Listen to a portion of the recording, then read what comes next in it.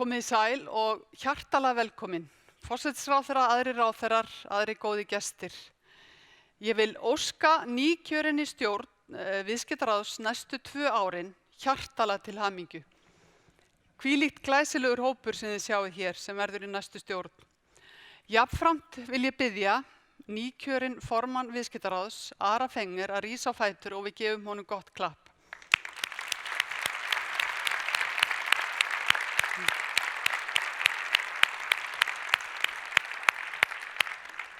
Og bara svo það sé sagt, við Högni töluðum okkur ekki saman dresskód. En vá, 4 ár, hver hefði trúað því? Mikið hrikalega líður tíminn hratt.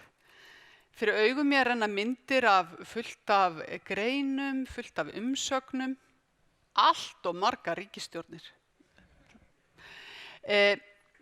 Pallborð, ræður, viðskiptaþing, það sem við negldum inn tæknibreytingarnar, leiðtogan, núna sjálfbærnina. Og síðast en ekki síst, fólk sem hefur auðgað líf mitt á þessari leið, ég þakklátt fyrir það. En skoðum aðeins stöðuna á Íslandi í dag. Ég held að við getum öll verið sammála það að allar tölur segja okkur að hún mjög góð. Við erum lánveitendur við útlönd, við erum búin að vera með viðskiptaafgang í 11 ár, við erum með lága verðbólgu, lækkandi vexti.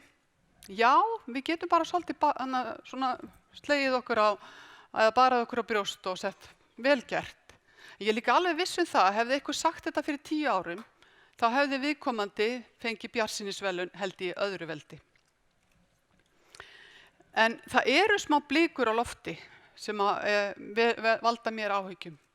Við sjáum ákveðna stöðnun, við sjáum aukið atvinnuleysi og svona kyrrstöðu. Og ég hef alltaf áhyggjur af því þegar við lendum í kyrrstöðu.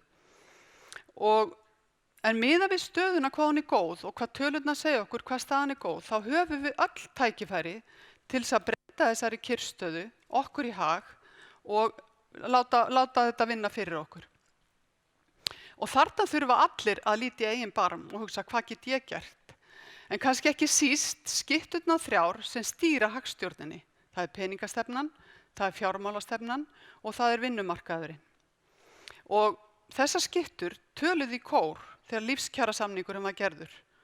Og maður ber svona væntingar til þess að núna sé okkur loksins að takast að vinna saman þessi 3 breytur. En það sem kannski erfitt núna að við sjáum að opinberi markaðurinn ekki búin að stíga þetta skref.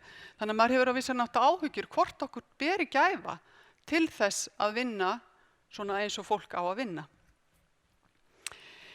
Við töluðum hérna saman fyrir 2 árum á viðskiptaþingi tæknibreytingar.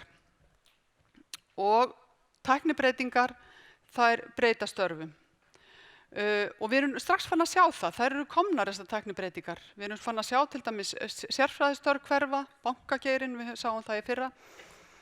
Og ég hef aðeins áhyggjur af því að það myndist ákveðin gjá. Það verði framboð af fólki en eftirspurnin verði ekki. Og þá velti maður fyrir sér, hvað getum við gert til þess að þessi gjá myndist ekki og það myndist fullt af fólki sem hefur ekki atvinnu. Það gerum við meðal annars með nýsköpun og vel gert Þórdís Kolbrún með nýsköpunarstefnuna. Frábært framtak. Og ég held að við þurfum öll að hugsa aðeins nýsköpunina og það svona ánægilegt ég las könnun daginn sem var gerð fyrir Nýsköpunarlandi Ísland og það mjög ánægilegt að það eru flest allir mjög jákvæðir fyrir nýsköpun og nýsköpunarfyrirtækjum. En það sem neikvætt, það gjaldmiðlinn sem náttúrulega má ekki ræða og síðan það aðgengi að bankaþjónustu. Árið 2012 þá muniði McKinsey-skýrslan sem við erum búin að tönglast á mjög lengi, hún talaði alþjóðageirann. Að við þyrftum í rauninni að auka alþjóðageirann til þess að lyfta okkur upp. Við vorum svo heppin að ferðaþjónustan kom, sá og sigraði og bjargaði okkur eftir hrun, en það væri náttúrulega frábært ef okkur tækist að hafa 4 fætur undir efnahagslífinu. Fiskveiðarnar, stóriðjuna, ferðaþjónustuna og alþjóðageirann. Og hvað gerir alþjóðageirinn? Hann byggir ofsalega mikið á nýsköpun. Og þá þurfum við náttúrulega líka að velta fyrir okkur, hver sérstæða okkar? Og þá kemur að verkefni sem að mér langar svo að láta verða að veruleika, en ég stýri ekki.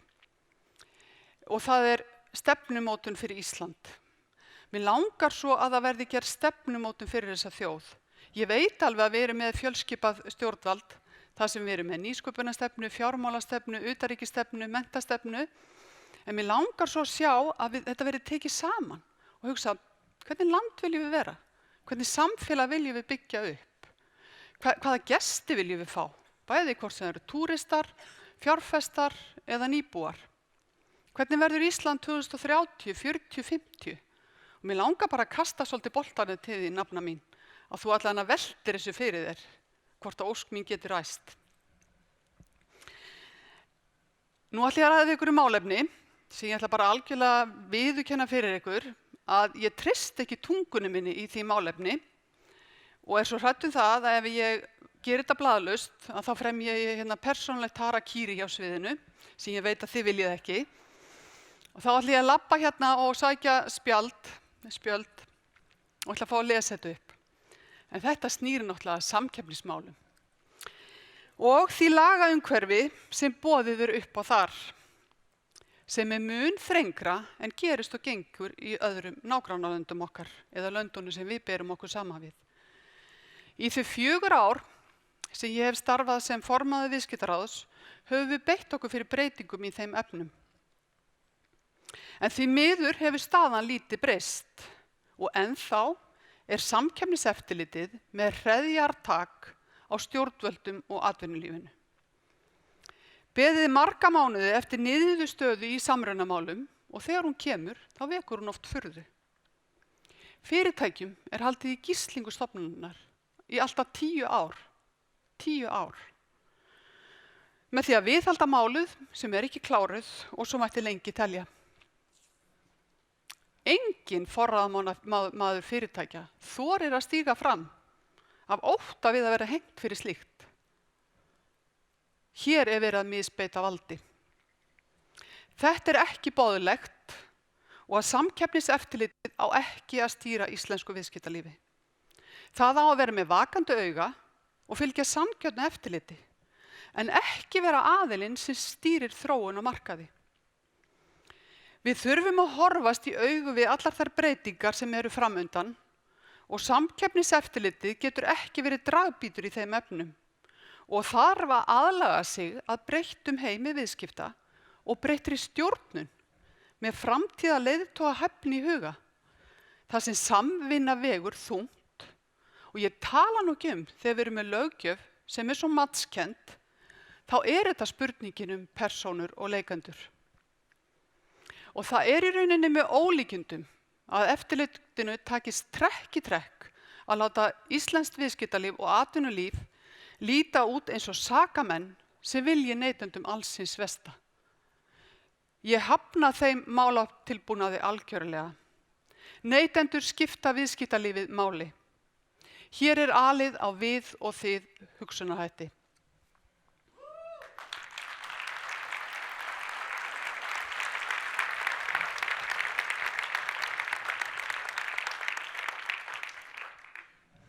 Þá það jafnréttismálin. Héldu að ég myndi gleyma þeim. Og nú ætla ég að tala jafnréttismálin sem jafnréttismál, ekki sem fjölbreytileika. Ég búin að setja þetta í búning fjölbreytileikans af því ég hélt að meira að hlusta á mig. Og ég ætla líka að segja það að jafnréttismál ekki kvenréttindamál. Jafnréttismál snúa hagsæld heildarinnar, hagsæld heimilanna, hagsæld samfélagsins. Og ég verð líka að viðurkenna fyrir ykkur að ég orðin pínu móð í þessum efnum. Mér finnst eitthvað ganga svo hægt og ég ætla alveg að vera hreinskilin við ykkur. Mér finnst mér hafa mistekið sem formanni viðskiptaráðs á þessum 4 árum út af jafnréttismálum. Ég ætla líka að segja ykkur það, ég ætla að koma þessu betur á eftir, að ég ótrúlega stolt að vera kona frá Íslandi þar sem við erum númer 1 í jafnréttismálum. Alveg ótrúlega stolt. Og ég var að ræða Hildi. Mér finnst bara að klappa fyrir Hildi.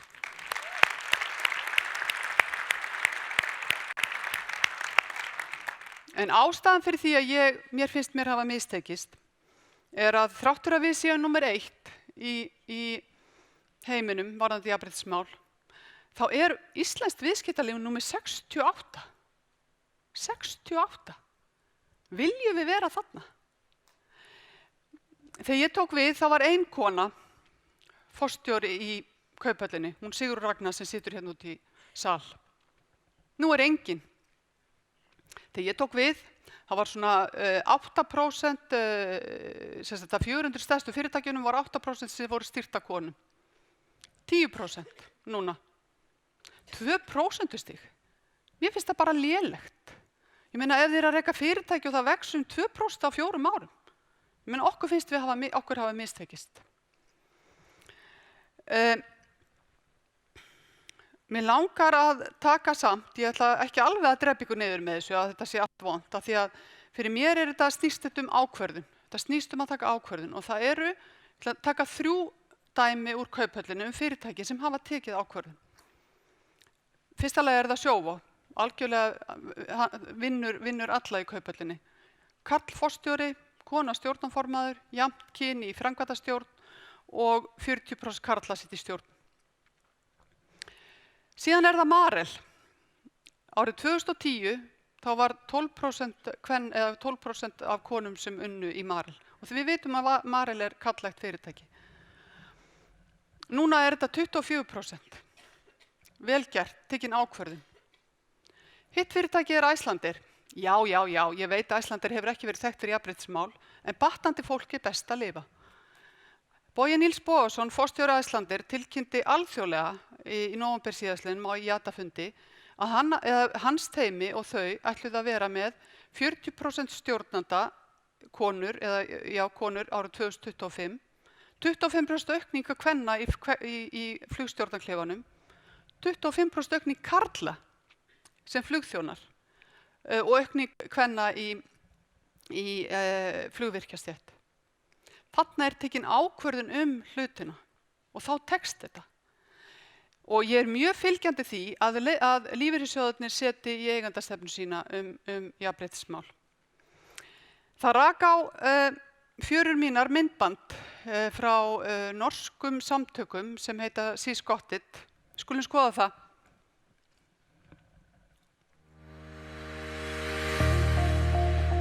Do you agree all men are better leaders than women? I'm guessing probably not. However, unconsciously, it's likely that you do. Here's an example. A Harvard study shows investors prefer pitches presented by male entrepreneurs compared with pitches made by female entrepreneurs, even when the content of the pitch is identical. 68% of potential investors chose to fund the project when pitched by a man, but only 32% chose to fund the project when pitched by a woman. Another example. In Norway, over 100 students were given a case study of a successful business leader. The case was identical, aside from the name of the character. 50% read the case with a stereotypical woman's name. The other 50% with a stereotypical man's name. The students were not aware of this and were asked to rate the person. The students rated the man considerably more likable than the woman and viewed him as a better leader. The woman, on the other hand, was perceived as bossy. Again, it was the exact same case. Most people consider themselves gender blind. But here's the thing, none of us are. Without knowing it, we see and treat people differently depending on their gender. This is what unconscious gender bias means. Each episode may seem small, but combined it has a substantial impact. We are all a part of the problem, and we can all be part of the solution. It is only when you look for it that you will see it. We challenge you to look for it. We challenge you to address it and invite you to join our movement. She's Got This works to address unconscious gender bias. For more information, visit shesgotthis.co. Together, we change mindsets.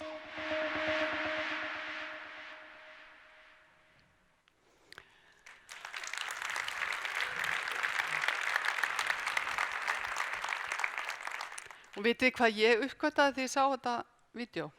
Ég hluti af vandamálinu. Ég jafnréttissinnin. Ég hluti af vandamálinu. Ég kallger allt. Þeir í Svíþjóð, þeir í Noregi, þeir í Danmörku, þeir í Kaupöllinni, þeir í Æslandi, þeir í Marel. Ég segi alltaf þeir.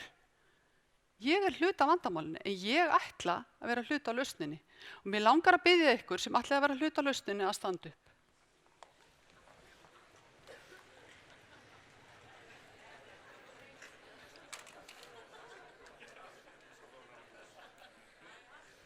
Vá, takk fyrir.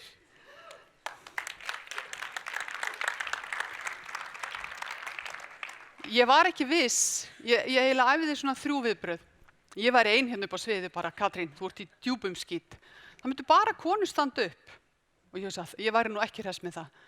En vá, nú get ég farið bjartsýn frá borði sem formaði viðskiptaráðs og ég veit að Ari Fenger, hann tekur þennan bolta og heldur hann á lofti fyrir okkur. Já, leiðarlok, það í rauninni alveg ótrúlegt. Og mér langar að þakka ykkur öllum hjartanlega fyrir gott samstarf í gegnum tíðina. Mér langar sérstaklega að þakka teymin í viðskiptaráði, Védísi sem samskiptastjóri, Konráð hagfræðingi, nú ég að muna þetta allt saman, Öglu lögfræðingi, Ísak sérfræðingi, Huldu skrifstofustjóra, Sigrúnu Lilju forstöðumann alþjóðaviðskiptaráðanna og Ástu Sigríði Fjellsteð. Kærlega fyrir samstarfið. Þetta eitt af flottustu teymum landsins. Ég mun ekki hætta að berjast fyrir íslensku viðskiptalífi. Þið getið alveg treyst því þegar ég stíg hér að hliði. En ég hverf hér einstaklega þakklát. Takk.